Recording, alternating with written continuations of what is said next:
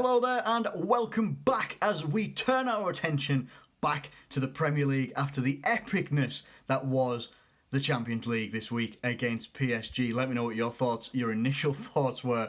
Now that we've obviously a few days after that game, but let me know what you thought of that game midweek, because I thought it was absolutely epic. It was true Liverpool at Anfield style, and we're back at Anfield this weekend, a 3 o'clock kickoff in the Premier League against Mark Hughes' Southampton.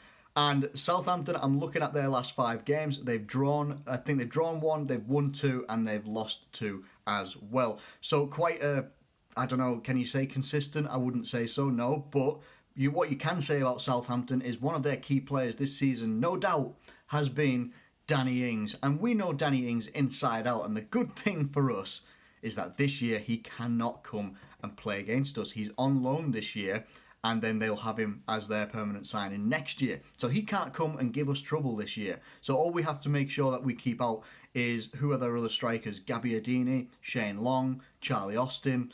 Charlie Austin, again, you know, he's one of those guys. I always felt he's a prolific striker, but has that sort of gone away from him as well.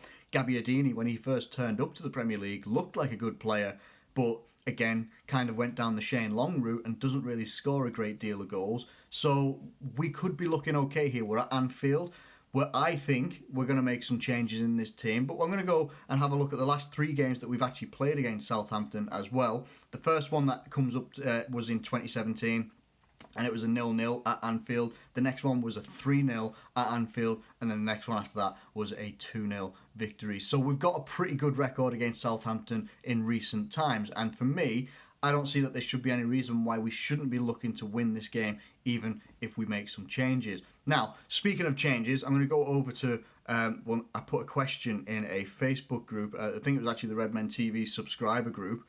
Right, so what I did is I said, what changes ahead of Southampton are we going to expect to make? In my opinion, I'm expecting to make a few, just not sure where. Maybe a change in the front 3 and fullbacks as an example. And the response was, one person did say to go full strength, get a good lead, and then make subs. I'll come back to these comments individually as well. Another person said, I think there may be a couple of changes. My guess is Milner. He's apparently run 100 miles in 4 days, which is ridiculous, but he could probably run 500 miles and run 500 more. And then Trent Alexander-Arnold might get a rest as well. Maybe Mohamed Salah, Bobby Firmino and Sadio Mane. Maybe he's saying that they need as much time together as possible unless they're fatigued, in which case you'd sub one out for Shaqiri. And I've got a bit of a different opinion on that one as well. Someone else has said it's safe to say that Keita is back, so giving Milner a break should be easy. Shaqiri may come in for Sadio because he played the whole game. He imagines that Keita might start instead of Milner. Back 5 stays. What does that say? Back 5 stays. Back 5 stays as it is for him, which I kind of agree on as well. I think, you know, I'm going to come into my starting 11 anyway, where I would make changes. I agree with these comments, but I'm going to give my opinion as well. And then we've got a cup game coming up later as well, which they say. Someone saying that they might bench Salah and that he might miss the Carabao Cup game as well. And then the last one says it'll be the same team that started the last league game, and then they'll get a rest midweek against Chelsea in the Cup. So, a lot of good thoughts to come in there, and obviously a lot of differing opinions of it as well. But what the great thing is about the Redmen TV subscriber group is there isn't a great deal of arguing with, you know, apart from when someone posts up about Salah's celebration the other day. We're not getting into that. We're not getting into that at all. But what a lot of people seem to be saying is it seems to be a 50-50 split here of whether to go full strength and rest in the week, or to make some changes in this game, maybe make some changes in the next game as well. My thoughts on it are this. If I'm going to talk about the Carabao Cup game, I've already made my thoughts, I think, pretty clear on that in a video I've made maybe a couple of weeks ago or something like that, thinking that I think we're going to make wholesale changes for the Carabao Cup game. I think you're going to see what would be an unrecognisable team. I even think you might even see Mignolet come in goal when he comes to the Carabao Cup game.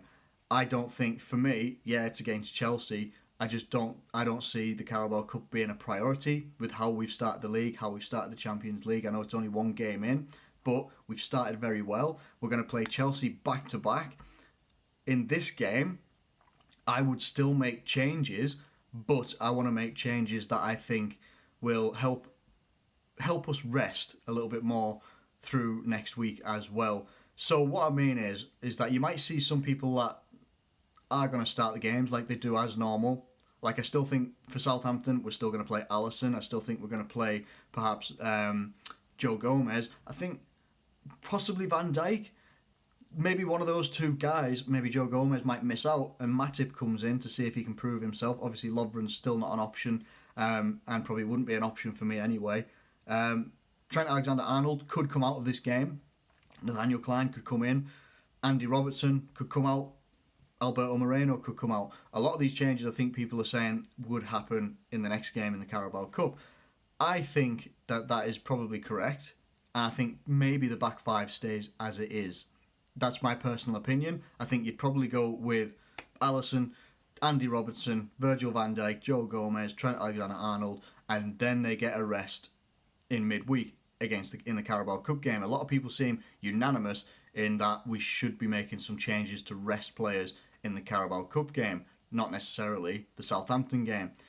What we also need to make sure is that we're not going to disrespect Southampton as well. We've got to make sure we go and show respect to Southampton, not too much respect, but not also try and bomb off this game and then make changes again in midweek. We want to make sure that we want to win this game. Can you imagine if we go 6 out of 6 in the Premier League? That would be brilliant. It would be unbelievable. And yeah, let's get into the midfield.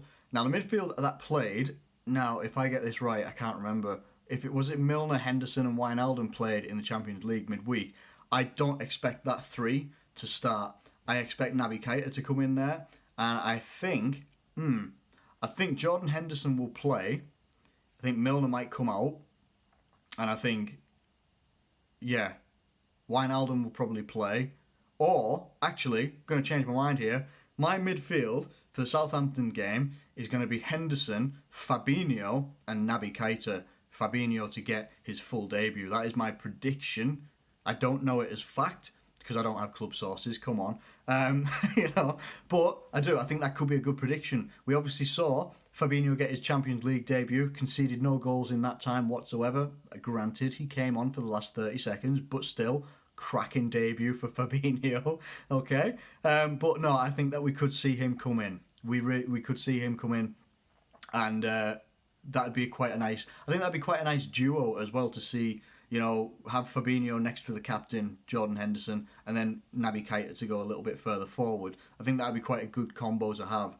Then up front, what we could do depends how we go here. I would probably go with Firmino up front. Sturridge did brilliant.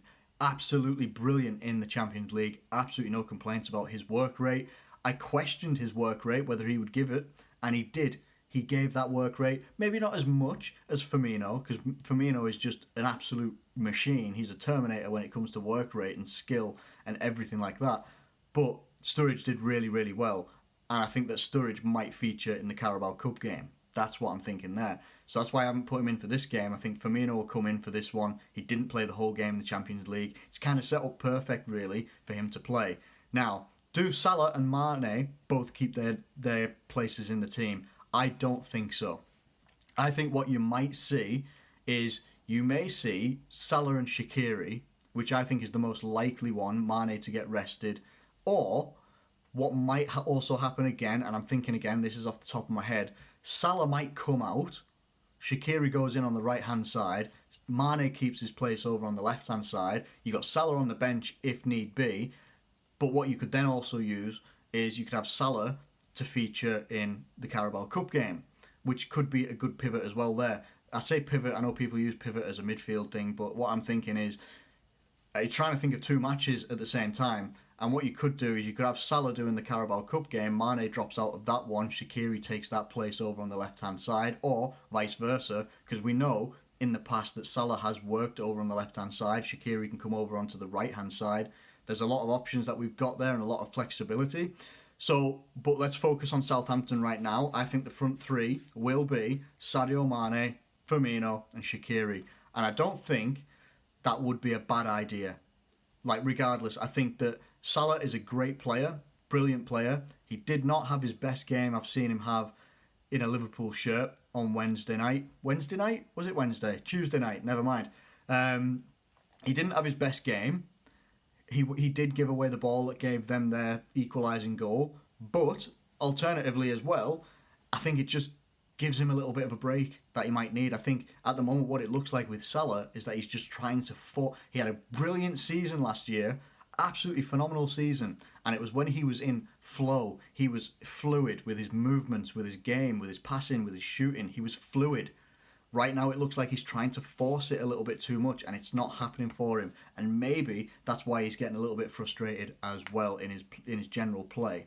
So I think that could be a good option to have. So let me run through if I can remember what my starting lineup is. So obviously back five, you know what it is: Alisson, Robertson, Van Dijk, Gomez, Trent Alexander-Arnold, back five. My midfield would be Henderson, Fabinho, and Naby Keita. Then we got up front, you got Firmino as our striker, or CF, whatever you want to call him, centre forward, number 9, whatever you want to go with. Then you got Sadio Mane, and then you got Xherdan Shaqiri. And even if you go with that lineup, this is what I love about our lineups. If you make some changes here or there, say you've got Fabinho coming in, you've got Shaqiri coming in, then what that means is that on the bench, you've also got Wijnaldum, you've got Milner in midfield, then you've also got Salah on the bench as well, you've got Sturridge on the bench. Quality on the bench, man. We've got quality all over the pitch. And if something goes wrong at centre-half, fine, no problem really. As much as he's got to buy me back a little bit, Joel Matip is still there. It's not like we're having to rely on, say, Ragnar Klavan and hoping that he's just going to put his head through a brick wall. Matip is a quality defender on his day. It just hasn't happened for him in recent times. And he's had a few injury problems as well. If he can get over those, get back to the defender that he was in his first year with us, and obviously before he came to us as well, he'll be a quality addition. He'll be a quality, useful defender for us. So that's my starting 11. Absolutely no idea what Southampton's starting 11 is, because I got to be honest, I don't really know a great deal of their players anymore, because most of them are ours. It's got to be said, most of them are ours. But they're going to be missing Danny Ings, and I think Danny Ings is going to be a big miss for them. I do. I think Danny Ings is a good provider, and he's one of those guys, when you see him working up front for Southampton, his work rate is brilliant. His pace is quite deceptive. He's still quite a fast player despite his injuries, and he's good at putting it in the back of the net. He is good at putting it in the back of the net. When he's given a chance, a run of games, he is good at doing that. He did it at Burnley all those seasons ago when I think he got 18 goals in one season. They still got relegated, but he was an absolutely prolific scorer for them. And he will do well at Southampton, just not when he comes up against Liverpool, because he can't, because he's on loan. So they're going to have to rely on their strike force of Charlie Austin, Shane Long, or Gabbiadini. And I don't know whether they play up top or not, but I don't think they do. With that being said, we're at Anfield, and I'm going to go for a 2-0 victory to Liverpool. I think we're going to keep a clean sheet in this one, and then that'll set us up nicely for against Chelsea as well. So that was my predicted 11. That is my starting 11 and bench and everything like that as well, and also predicted score. So let me know what you think of everything I've said in this video today. If you've liked the whole comments in the Facebook group, stuff like, I can always, hopefully bring that back. Maybe I'll actually get back to having a bit more time and having some visuals on screen as well for you as well, but I just don't have the time to do it at the moment. But I hope you enjoyed this video. Please do like it and subscribe if you're new around here, if you're enjoying the content. Thank you so much for watching, as always, and I'll catch you later.